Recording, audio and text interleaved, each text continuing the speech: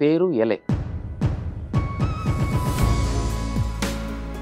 ಬಹಳ ಆರೋಗ್ಯಕರವಾಗಿರ್ತಕ್ಕಂಥ ಶಕ್ತಿಯನ್ನು ಶರೀರದಲ್ಲಿ ಸೃಷ್ಟಿ ಮಾಡುತ್ತೆ. ಪ್ರೋಟೀನು ಮತ್ತು ಮಿನರಲ್ಸ್ಗಳು ಕೂಡ ಯಥೇಚ್ಛವಾಗಿ ನಾವು ಕಾಣಬಹುದು. ರಕ್ತಹೀನತೆಯ ಸಮಸ್ಯೆಯನ್ನು ತಡೆಗಟ್ಟಲಿಕ್ಕೆ ಇದರಲ್ಲಿ ಐರನ್ ಅಂಶ ಇದೆ.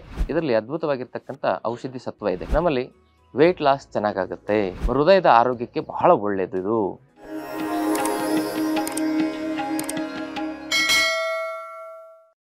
ಓಂ ಶ್ರೀ ಗುರು ಬಸವಲಿಂಗಾಯ ನಮಃ. ಓಂ ನಮಃ ಶಿವಾಯ. ಸರ್ವರಿಗೂ ಭಕ್ತಿಯ ಶರಣು ಶರಣಾರ್ಥಿ. ನಾನು ನಿಮ್ಮ ಯೋಗ ಗುರು ವೈದ್ಯ ಶ್ರೀ ಚನ್ನಬಸವಣ್ಣ, ಶ್ರೀಗಂಗಾ ಯೋಗ ನಿಸರ್ಗ ಚಿಕಿತ್ಸಾ ಹಾಗೂ ಆಯುರ್ವೇದ ಸಂಶೋಧನಾ ಕೇಂದ್ರ, ಆರೋಗ್ಯ ಮಹಾಮನೆ, ಬೆಂಗಳೂರು, ಹುಬ್ಬಳ್ಳಿ, ಧಾರವಾಡದ ಹತ್ತಿರ, ಮೂರ್ಕಟ್ಟೆ. ತಮ್ಮೆಲ್ಲರಿಗೂ ಆಯುರ್ವೇದ ಟಿಪ್ಸ್ ಇನ್ ಕನ್ನಡ ಯೂಟ್ಯೂಬ್ ಚಾನಲ್ಗೆ ಭಕ್ತಿಯ ಸ್ವಾಗತ. ಆತ್ಮೀಯರೇ, ಇವತ್ತಿನ ಸಂಚಿಕೆಯಲ್ಲಿ ಪೇರು ಎಲೆ ಇದರ ಆರೋಗ್ಯದ ಲಾಭಗಳನ್ನು ಕುರಿತಾಗಿ ಮಾಹಿತಿಗಳ ನೋಡೋಣ.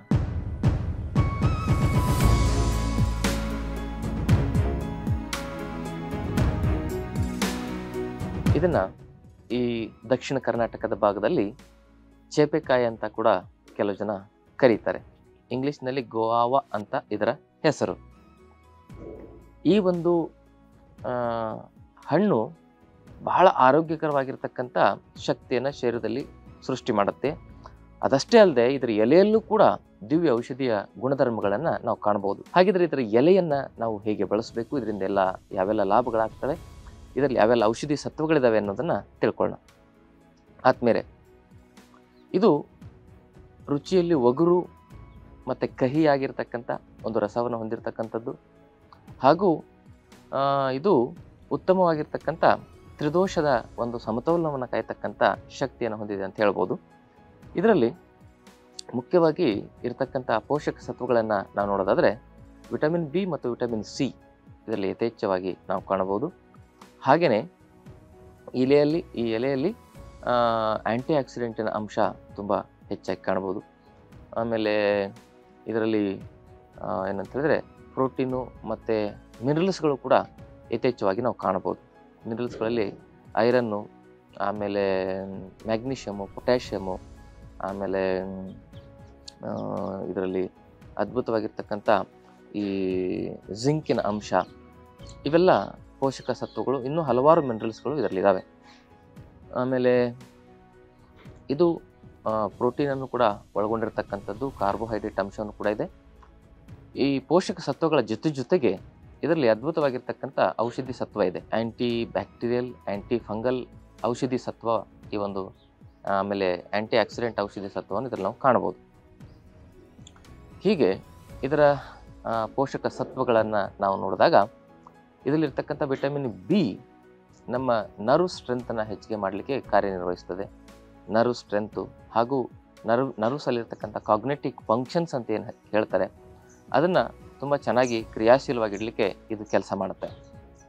ಹಾಗೂ ಇದರಲ್ಲಿರ್ತಕ್ಕಂಥ ಔಷಧಿ ಸತ್ವದಲ್ಲಿ ವಿಟಮಿನ್ ಸಿ ಕೂಡ ಒಂದಾಗಿರೋದ್ರಿಂದ ಅದು ನಮ್ಮ ಇಮ್ಯುನಿಟಿಯನ್ನು ಸ್ಟ್ರಾಂಗ್ ಮಾಡಲಿಕ್ಕೆ ಹಾಗೂ ನಮ್ಮ ಶರೀರದಲ್ಲಿ ಎಲ್ಲೇ ಒಂದು ಬ್ಲಾಕೇಜ್ಗಳು ಆಗದಂತೆ ನೋಡಿಕೊಳ್ಳಿಕ್ಕೆ, ಸರ್ಕ್ಯುಲೇಷನನ್ನು ಚೆನ್ನಾಗಿ ಮಾಡಲಿಕ್ಕೆ, ಹಾಗೂ ನಮ್ಮ ಚರ್ಮದ ಕಾಂತಿಯನ್ನು ಹೆಚ್ಚಿಸಲಿಕ್ಕೆ, ಮೆದುಳು, ಕಣ್ಣು, ಹೃದಯ, ಕಿಡ್ನಿ, ಲಿವರು, ಆಮೇಲೆ ಕರುಳುಗಳು, ಪ್ಯಾಂಕ್ರಿಯಾಸ್, ಇವುಗಳೆಲ್ಲ ಕ್ರಿಯಾಶೀಲವಾಗಿಡಲಿಕ್ಕೆ ವಿಟಮಿನ್ ಸಿ ಮತ್ತು ವಿಟಮಿನ್ ಬಿ ಹಾಗೂ ಇದರಲ್ಲಿರ್ತಕ್ಕಂಥ ಮಿನರಲ್ಸ್ಗಳು ಬಹಳ ಅದ್ಭುತವಾಗಿ ಉಪಯೋಗಕಾರಿಯಾಗಿ ಕೆಲಸ ಮಾಡ್ತವೆ.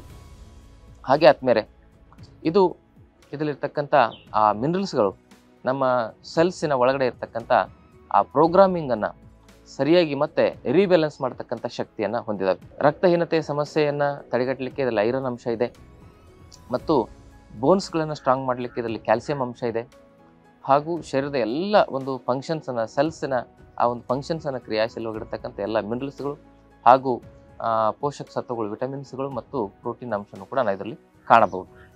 ಹಾಗಿದ್ರೆ ಇದನ್ನು ನಾವು ಹೇಗೆ ಸೇವನೆ ಮಾಡೋದು ಅನ್ನೋ ವಿಚಾರವನ್ನು ತಿಳ್ಕೊಳ್ಳೋದಾದರೆ, ಒಂದು 10ರಿಂದ 20 ಎಲೆಗಳನ್ನು ನಾವು ಏನು ಮಾಡಬೇಕು ಅಂತ ಹೇಳಿದ್ರೆ 200 ml ನೀರಿನಲ್ಲಿ ಹಾಕಿ ಕುದಿಸ್ಬೇಕು. ಅದನ್ನು ಕುದಿಸಿ 100 mlಗೆ ಇಳಿಸ್ಬೇಕು. ಶೋಧಿಸಿ ಬೆಳಗ್ಗೆ ಖಾಲಿ ಹೊಟ್ಟೆಯಲ್ಲಿ ಕುಡಿಬೇಕು. ಮತ್ತು ಸಾಯಂಕಾಲನೂ ಕೂಡ ಅದೇ ರೀತಿ ನಾವು ಸೇವನೆ ಮಾಡೋದು. ಈ ರೀತಿ ನಾವು ಸೇವನೆ ಮಾಡಿದಾಗ ಏನಾಗುತ್ತೆ, ಈ ಕಷಾಯದಲ್ಲಿ ವಿಭಿನ್ನವಾಗಿರ್ತಕ್ಕಂಥ ಪದಾರ್ಥಗಳನ್ನು ಸೇವನೆ ಮಾಡಿದಾಗ ಅದರಲ್ಲಿ ಬೇರೆ ಬೇರೆಯಾಗಿರ್ತಕ್ಕಂಥ ಸಮಸ್ಯೆಗಳಿಗೆ ನಾವು ಪರಿಹಾರ ಕಂಡುಕೊಳ್ಬೋದು.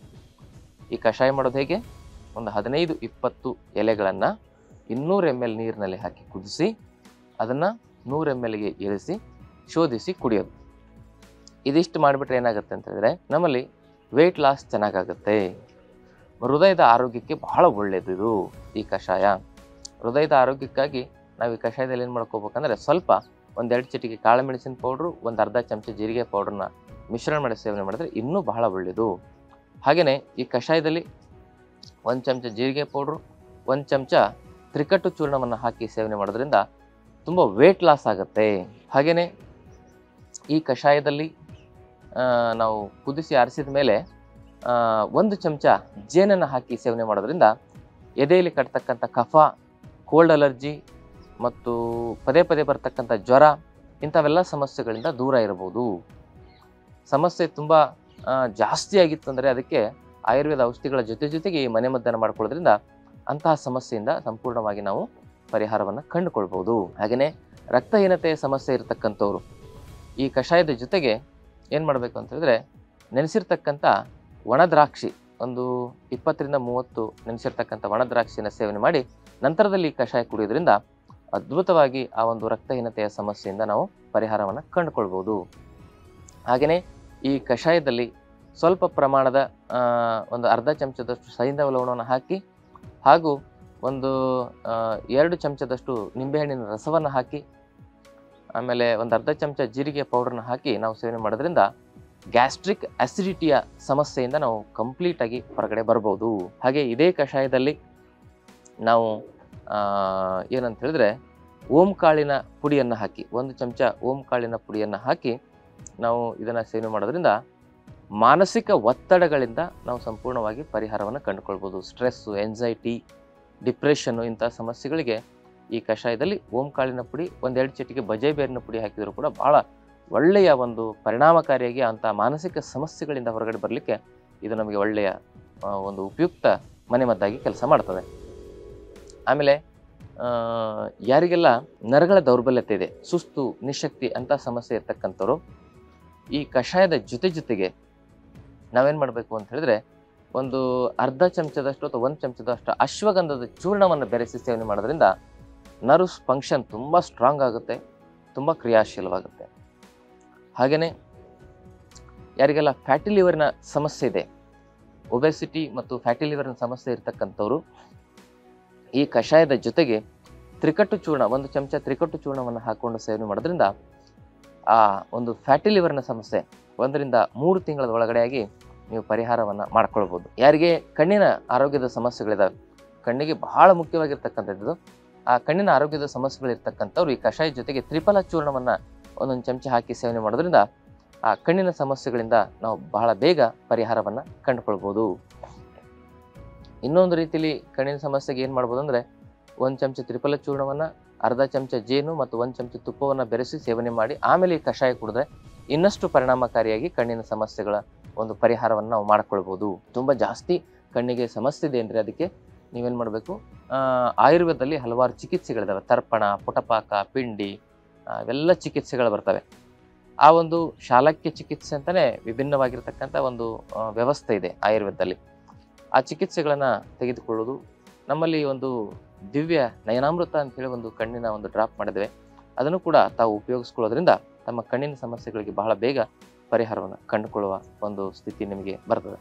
ಹಾಗೂ ಆದ್ಮೇಲೆ ಇದು ಇಮ್ಯುನಿಟಿಯನ್ನು ಬೂಸ್ಟ್ ಮಾಡ್ತಕ್ಕಂಥ ಒಂದು ಶಕ್ತಿಯನ್ನು ಹೊಂದಿದೆ. ಇಮ್ಯುನಿಟಿಯನ್ನು ಬೂಸ್ಟ್ ಮಾಡಲಿಕ್ಕಾಗಿ ಇದರ ಕಷಾಯವನ್ನು ನಾವು ಸೇವನೆ ಮಾಡೋದು ಬಹಳ ಅತ್ಯಗತ್ಯ. ಬೆಳಗ್ಗೆ ಸಾಯಂಕಾಲ ಈ ವೈರಸ್ಗಳ ಹಾವಳಿ ಇತ್ತೀಚೆಗೆ ಜಾಸ್ತಿ ಆಗ್ತಾಯಿದೆ. ಒಂದು ತಪ್ಪತ್ಲೆ ಒಂದು ವೈರಸ್ಸು, ಮತ್ತೊಂದು ತಪ್ಪತ್ಲೆ ಮತ್ತೊಂದು ವೈರಸ್ಗಳು ಪದೇ ಒಂದು ಈ ವೈರಸ್ಗಳ ಹಾವಳಿ ಹೆಚ್ಚಾಗ್ತಾಯಿದೆ. ಮತ್ತೀಗ ಒಂದು ಹೊಸ ವೈರಸ್ ಬಂದಿದೆ ಚೈನಾದಲ್ಲಿ, ಮತ್ತದು ವ್ಯಾಪಿಸ್ಕೊಂತಂದರೆ ಬಹಳ ತೊಂದರೆ ಆಗ್ತದೆ ಮನುಕುಲಕ್ಕೆ. ಅದಕ್ಕಾಗಿ ಇಂತಹ ವೈರಸ್ಗಳು ನಮ್ಮ ಶರೀರದ ಮೇಲೆ ದಾಳಿ ಮಾಡ್ದಂಗೆ ನಮ್ಮ ಇಮ್ಯುನಿಟಿ ಮತ್ತು ನಮ್ಮ ರೆಸಿಸ್ಟೆನ್ಸ್ ಪವರ್ನ ನಾವು ಕ್ರಿಯಾಶೀಲಗೊಳಿಟ್ಕೊಳ್ಳಿಕ್ಕೆ ಇಂಥ ಕಷಾಯಗಳು ತುಂಬ ಒಳ್ಳೆಯ ಪರಿಣಾಮಕಾರಿಯಾಗಿ ಕೆಲಸ ಮಾಡ್ತವೆ. ಹಾಗೂ ಇದು ಚರ್ಮದ ಆರೋಗ್ಯದ ಸಮಸ್ಯೆಗಳನ್ನ ಬರದಂತೆ ತಡೀತದೆ. ಈ ಕಷಾಯಗಳನ್ನ ಕುಡಿದ್ರೆ ಚರ್ಮದ ಆರೋಗ್ಯದ ಸಮಸ್ಯೆಗಳು ಬಂದರೆ, ಅಲರ್ಜಿ ಸಮಸ್ಯೆಗಳು ಬಂದರೆ ಅಂಥವರು ಈ ಕಷಾಯದಲ್ಲಿ ಒಂದು ಅರ್ಧ ಚಮಚದಷ್ಟು ಅಮೃತ ಬಳ್ಳಿಯ ಚೂರ್ಣವನ್ನು ಹಾಕಿ ಸೇವನೆ ಮಾಡೋದ್ರಿಂದ ಆ ಒಂದು ಚರ್ಮದ ವ್ಯಾಧಿಗಳು, ಕಜ್ಜಿ, ತುರಿಕೆ, ಆಮೇಲೆ ಈ ಹುಳುಕಡ್ಡಿ ಅಂತಕ್ಕಂಥ ಸಮಸ್ಯೆಗಳು, ಗಜಕರ್ಣ ಇಂಥ ಸಮಸ್ಯೆಗಳಿಂದ ಪರಿಹಾರ ಕಂಡುಕೊಳ್ಬೋದು. ಜೊತೆಗೆ ಆ ಅಮೃತ ಬಳ್ಳಿಯ ಚೂರ್ಣವನ್ನು ಏನು ಮಾಡ್ಬೋದು ಅಂದರೆ ಇದೇ ಒಂದು ಕಷಾಯದಲ್ಲಿ ಮಿಶ್ರಣ ಮಾಡಿ ಪೇಸ್ಟ್ ಥರ ಮಾಡಿ ಆ ಒಂದು ತುರಿಕೆ ಇರತಕ್ಕಂಥ ಆ ಒಂದು ಚರ್ಮದ ಅಲರ್ಜಿ ಇರ್ತಕ್ಕಂಥ ಜಾಗಕ್ಕೆ ಅಪ್ಲೈ ಮಾಡೋದು ಬಹಳ ಉಪಯೋಗಕಾರಿ. ಹಾಗೆ ಆದ್ಮೇಲೆ ಈ ಒಂದು ಕಷಾಯ ನಮ್ಮ ಜಾಯಿಂಟ್ಸ್ ಪೇನಲ್ಲೂ ಕೂಡ ಉಪಯೋಗ ಆಗುತ್ತೆ. ಜಾಯಿಂಟ್ಸ್ ಪೇನಲ್ಲಿ ಈ ಕಷಾಯ ಜೊತೆಗೆ ಒಂದು 4 ರಿಂದ 6 ಚಮಚದಷ್ಟು ಪಾರಿಜಾತ ಎಲೆಯ ರಸವನ್ನು ಹಾಕಿ ಸೇವನೆ ಮಾಡೋದ್ರಿಂದ ಜಾಯಿಂಟ್ಸ್ ಪೇನ್ಗಳು ಬಹಳ ಬೇಗ ನಿಯಂತ್ರಣಕ್ಕೆ ಬರ್ತವೆ ಹಾಗೂ ನಿವಾರಣೆ ಆಗ್ತವೆ. ತುಂಬ ಜಾಸ್ತಿ ಇತ್ತು ಅಂತ ಹೇಳಿದ್ರೆ ಜಾಯಿಂಟ್ಸ್ ಪೇನು, ಅದಕ್ಕೆ ಏನು ಮಾಡಬೇಕು ಅಂತ ಹೇಳಿದ್ರೆ ಆಯುರ್ವೇದ ಪಂಚಕರ್ಮ ಚಿಕಿತ್ಸೆಯನ್ನು ತೆಗೆದುಕೊಳ್ಳೋದು ಬಹಳ ಉಪಯುಕ್ತ. ಅಲ್ಲಿ ಏನಾಗುತ್ತೆ, ANTCCP, CRP, ESR ಇವೆಲ್ಲ ಜಾಸ್ತಿ ಆಗಿರ್ತವೆ. ಅದಕ್ಕಾಗಿ ಆ ಆರ್ಯ ಫ್ಯಾಕ್ಟರ್ ತುಂಬ ಜಾಸ್ತಿ ಆದಾಗ ನಾವೇನು ಮಾಡಬೇಕು, ಆಯುರ್ವೇದ ಚಿಕಿತ್ಸೆಗಳ ಜೊತೆಗೆ ಈ ಮನೆಮದ್ದುಗಳನ್ನು ಮಾಡ್ಕೊಳ್ಳೋದ್ರಿಂದ ಆ ಸಮಸ್ಯೆಗಳನ್ನು ನಾವು ನಿವಾರಣೆ ಮಾಡ್ಕೊಳ್ಬೋದು. ಆದ್ಮೇಲೆ ಮೆನ್ಸಸ್ ಪ್ರಾಬ್ಲಮ್ಸ್ ಇರ್ತವೆ ಹೆಣ್ಮಕ್ಳಿಗೆ. ಆ ಮೆನ್ಸಸ್ ಪ್ರಾಬ್ಲಮ್ ಅಂದರೆ PCOD, PCOS ಇಂಥವೆಲ್ಲ ಸಮಸ್ಯೆಗಳಿರ್ತವೆ. ಅಂಥ ಸಮಸ್ಯೆ ಇರ್ತಕ್ಕಂಥವ್ರು ಈ ಒಂದು ಕಷಾಯದ ಜೊತೆಗೆ ನೀವು ಒಂದು 2 ಚಮಚ ಅಲೋವೆರಾದ ಜೆಲ್ಲನ್ನು ನೀವು ಹಾಕಿ ಸೇವನೆ ಮಾಡೋದ್ರಿಂದ ಫ್ರೆಶ್ ಆಗಿ ಹಾಕಿ ಸೇವನೆ ಮಾಡಬೇಕು. ಅಲೋವೆರಾ ಜ್ಯೂಸನ್ನು ಮಾರ್ಕೆಟಲ್ಲಿ ಬರ್ತಕ್ಕಂಥ ಜ್ಯೂಸನ್ನು, ಪ್ಯಾಕಿಂಗ್ ಆಗಿರ್ತಕ್ಕಂಥ ಜ್ಯೂಸನ್ನು ಬಳಸೋದಲ್ಲ, ಫ್ರೆಶ್ ಆಗಿನೇ ತೆಗೆದು ಆ ಒಂದು ಕಷಾಯದಲ್ಲಿ ನೀವು ಆರಿದ ಮೇಲೆ ಮಿಶ್ರಣ ಮಾಡಿ ಸೇವನೆ ಮಾಡೋದ್ರಿಂದ ನಿಮ್ಮ ಆ ಒಂದು ಮಾಸಿಕ ಋತುಚಕ್ರದ ಸಮಸ್ಯೆಗಳು, PCOD, PCOS ಸಮಸ್ಯೆ ಕಡಿಮೆ ಆಗ್ತವೆ. ಅದು ಹೆಚ್ಚಾಗಿದೆ ಅಂತ ಹೇಳಿದ್ರೆ ಆಯುರ್ವೇದದಲ್ಲಿ ಅದಕ್ಕೆ ಒಳ್ಳೆಯ ಔಷಧಿಗಳಿದ್ದಾವೆ. ದಯವಿಟ್ಟು ಆ ಗರ್ಭಕೋಶವನ್ನು ತಗಿಸುವ ಒಂದು ನಿರ್ಧಾರವನ್ನು ತಾವು ಮಾಡಬಾರ್ದು ಅಂತಕ್ಕಂಥ ವಿನಂತಿಯನ್ನು ಮಾಡ್ಕೊಳ್ತೇನೆ. ಆಮೇಲೆ ಮತ್ತೊಂದು ಏನು ಅಂತ ಹೇಳಿದ್ರೆ, ಡಯಾಬಿಟಿಸ್ ಇರ್ತಕ್ಕಂಥವ್ರಿಗೆ, ಅಧಿಕ ರಕ್ತದ ಒತ್ತಡ ಇರ್ತಕ್ಕಂಥವ್ರಿಗೆ ಇದು ಬಹಳ ಪರಿಣಾಮಕಾರಿಯಾಗಿ ಕೆಲಸ ಮಾಡ್ತದೆ. ಅಂಥವರು ಆಯುರ್ವೇದ ಔಷಧಿಗಳ ಜೊತೆಗೆ ಯೋಗ ಪ್ರಾಣಾಯಾಮವನ್ನು ಮಾಡ್ತಾ ಈ ಒಂದು ಕಷಾಯವನ್ನು ಒಂದು 2-3 ತಿಂಗಳು ಸೇವನೆ ಮಾಡೋದ್ರಿಂದ ಭಾಳ ಜನರಲ್ಲಿ ಡಯಾಬಿಟಿಸ್ ರಿವರ್ಸ್ ಆಗಿರ್ತಕ್ಕಂಥದ್ದನ್ನು ನಾವು ಕಾಣಬಹುದು. ಹೀಗೆ ನಮ್ಮ ಬ್ಲಡ್ ವೆಸಲ್ಸಲ್ಲಿ ಇರ್ತಕ್ಕಂಥ ಬ್ಲಾಕೇಜನ್ನು ಸರಿ ಮಾಡುತ್ತೆ. ಆಮೇಲೆ ಲಿಪಿಡ್ ಪ್ರೊಫೈಲ್, ಲಿವರ್ ಪ್ರೊಫೈಲನ್ನು ಸರಿ ಮಾಡೋದ್ರ ಜೊತೆಗೆ ಇದು LDL, VLDL, ಟ್ರೈಗ್ಲಿಸರೈಡ್, ಕೊಲೆಸ್ಟ್ರಾಲ್ ಇದೆಲ್ಲವನ್ನು ನಿಯಂತ್ರಣದಲ್ಲಿರ್ತಕ್ಕಂಥ ಕಾರ್ಯವನ್ನು ಮಾಡ್ತದೆ. ಇಷ್ಟೆಲ್ಲ ಒಂದು ಔಷಧಿ ಸತ್ವಗಳನ್ನು ನಮ್ಮ ಆರೋಗ್ಯಕ್ಕೆ ಒಳ್ಳೆಯ ರೀತಿಯ ಒಂದು ಪೂರಕವಾಗಿರ್ತಕ್ಕಂಥ ಶಕ್ತಿಯನ್ನು ಒದಗಿಸ್ತಕ್ಕಂಥ ಸಂಜೀವಿನಿ ಶಕ್ತಿಯನ್ನು ಹೊಂದಿರತಕ್ಕಂಥ ಈ ಒಂದು ಪೇರು ಎಲೆ ಎಲ್ಲ ಕಡೆ ಸಿಗ್ತದೆ. ಇದಕ್ಕೇನು ಜಾಸ್ತಿ ಖರ್ಚು ಮಾಡಬೇಕಾಗಿಲ್ಲ. ಇದನ್ನು ತಾವು ಬಳಕೆ ಮಾಡಿ ಇದರ ಪ್ರಯೋಜನ ಪಡ್ಕೊಳ್ಳಿ ಅಂತಕ್ಕಂಥ ಮಾತನ್ನು ಹೇಳ್ತಾ, ಆದ್ಮೇಲೆ ಇವೆಲ್ಲ ಉಪಯೋಗ ಆಗಬೇಕಂದ್ರೆ ನಮ್ಮ ಆಹಾರ ಪದ್ಧತಿ, ನಮ್ಮ ಜೀವನ ಪದ್ಧತಿ ಸರಿಯಾಗಿರಬೇಕು. ಬೇಗ ಮಲಗಿ ಬೇಗ ಹೇಳೋದು, ಸಾತ್ವಿಕವಾಗಿರ್ತಕ್ಕಂಥ ಸತ್ವಭರಿತವಾಗಿರ್ತಕ್ಕಂಥ ಸೊಪ್ಪು, ತರಕಾರಿ, ಹಣ್ಣುಗಳನ್ನು ಸೇವನೆ ಮಾಡೋದು, ಪ್ರತಿನಿತ್ಯ ಯೋಗಾಭ್ಯಾಸ ಮಾಡೋದು, ದಿನಚರ್ಯ, ಋತುಚರ್ಯ, ಆಹಾರಚರ್ಯವನ್ನು ಸರಿಯಾಗಿ ಇಟ್ಕೊಳ್ಳೋದ್ರ ಜೊತೆಗೆ ನಾವು ಈ ಒಂದು ಮನೆಮದ್ದುಗಳನ್ನು ಮಾಡೋದ್ರಿಂದ ಪ್ರಯೋಜನ ಆಗುತ್ತೆ. ಸುಮ್ಮನೆ ಇದನ್ನು ಮನೆಮದ್ದು ಮಾಡೋದು ಮತ್ತು ಅದೇ ರಾಗ, ಅದೇ ಹಾಡು, ಅದೇ ಒಂದು ನಮ್ಮ ಅಸಮತೋಲನವಾಗಿರ್ತಕ್ಕಂಥ ಆಹಾರ ಪದ್ಧತಿ ಮತ್ತು ಕೆಟ್ಟ ಒಂದು ಜೀವನ ಪದ್ಧತಿಯನ್ನು ನಡೆಸೋದ್ರಿಂದ ಯಾವುದೇ ಮನೆಮದ್ದುಗಳಿಂದ ನಮಗೆ ಪ್ರಯೋಜನವನ್ನು ಕಂಡುಕೊಳ್ಳಿಕ್ಕೆ ಸಾಧ್ಯ ಆಗೋದಿಲ್ಲ. ಹಾಗೆಯೇ ಆದ್ಮೇಲೆ ಈ ಮಾಹಿತಿಯನ್ನು ಎಲ್ಲರಿಗೂ ಶೇರ್ ಮಾಡಿ. ನಮ್ಮಲ್ಲಿ 5 ದಿನದ ಆರೋಗ್ಯ ಶಿಬಿರವನ್ನು ನಡೆಸ್ತಾ ಇದ್ದೇವೆ. 5 ದಿನ ನಾವು ನಮ್ಮ ಆಶ್ರಮದಲ್ಲಿ ಯೋಗ ಮತ್ತು ಆಯುರ್ವೇದದ ಕುರಿತಾಗಿರ್ತಕ್ಕಂಥ ತರಬೇತಿಯನ್ನು ಕೊಡ್ತೇವೆ. ಆರೋಗ್ಯವಾಗಿ ಜೀವಿಸಬೇಕು ಅಂತ ಹೇಳಿದ್ರೆ ಆರೋಗ್ಯದ ಮಾಹಿತಿ ಇಂಪಾರ್ಟೆಂಟ್. ಹೆಲ್ದಿ ಸೊಸೈಟಿ ನಿರ್ಮಾಣ ಮಾಡಲಿಕ್ಕೆ health education is very important ಅಂತ ಹೇಳಿ ಈ ಒಂದು ಚಾನಲಿನ ಬಸವರಾಜ್ ಅವರು ಸಂಕಲ್ಪ ತೊಟ್ಟು ನಿಂತು ನಮ್ಮಿಂದ ಹಲವಾರು ವಿಚಾರಗಳನ್ನು ತಮ್ಮ ಜೊತೆಗೆ ಹಂಚಿಕೊಳ್ಳಲಿಕ್ಕೆ ಅವಕಾಶ ಮಾಡಿಕೊಟ್ಟಿದ್ದಾರೆ. ಅವರಿಗೆ ಅನಂತ ಕೃತಜ್ಞತೆಗಳನ್ನು ನಾವು ಸಲ್ಲಿಸೋದರ ಒಂದು ದ್ಯೋತಕವಾಗಿ ನಾವೇನು ಮಾಡಬೇಕಂದ್ರೆ ಅವ್ರಿಗೆ ಸಪೋರ್ಟ್ ಮಾಡಬೇಕಂದ್ರೆ ಈ ಒಂದು ಚಾನಲನ್ನು ಹೆಚ್ಚಾಗಿ ನಾವು ಶೇರ್ ಮಾಡೋದು, ಸಬ್ಸ್ಕ್ರೈಬ್ ಮಾಡೋದು, ಈ ಒಂದು ವಿಚಾರದಲ್ಲಿ ಅವ್ರಿಗೆ ಸಪೋರ್ಟ್ ಮಾಡಿದ್ರೆ ಅವರ ಒಂದು ಆತ್ಮವಿಶ್ವಾಸ ಇನ್ನೂ ಹೆಚ್ಚಾಗುತ್ತೆ. ನಮ್ಮ ಸೇವೆಯನ್ನು ನಿಮ್ಮಲ್ಲಿಗೆ ತಲುಪಿಸ್ತಕ್ಕಂಥ ಮಹತ್ ಕಾರ್ಯವನ್ನು ಮಾಡತಕ್ಕಂಥವ್ರಿಗೆ ನಾವೆಲ್ಲರೂ ಬೆನ್ನೆಲುಬಾಗಿ ಸಹಕಾರವಾಗಿ ನಿಂತ್ಕೊಳ್ಳೋಣ ಅಂತಕ್ಕಂಥ ಮಾತನ್ನು ಹೇಳ್ತಾ, ಆದ್ಮೇಲೆ ಈ ಒಂದು ಶಿಬಿರಕ್ಕೂ ಕೂಡ ತಾವು ಭಾಗವಹಿಸ್ಬೋದು. www.ayurvedatips.in.kannada.com ಅಂತ ಹೇಳಿ ಒಂದು ವೆಬ್ಸೈಟ್ ಇದೆ. ಅಲ್ಲಿ ಇನ್ನೂ ಹೆಚ್ಚು ನಿಮಗೆ ಮಾಹಿತಿಗಳು ಸಿಗ್ತವೆ. ತಾವು ಹೆಚ್ಚಿನ ಮಾಹಿತಿಗಾಗಿ ಆ ವೆಬ್ಸೈಟನ್ನು ವಿಸಿಟ್ ಮಾಡಿ. ತಮ್ಮೆಲ್ಲರಿಗೂ ಭಕ್ತಿಯ ಶರಣಾರ್ಥಿ.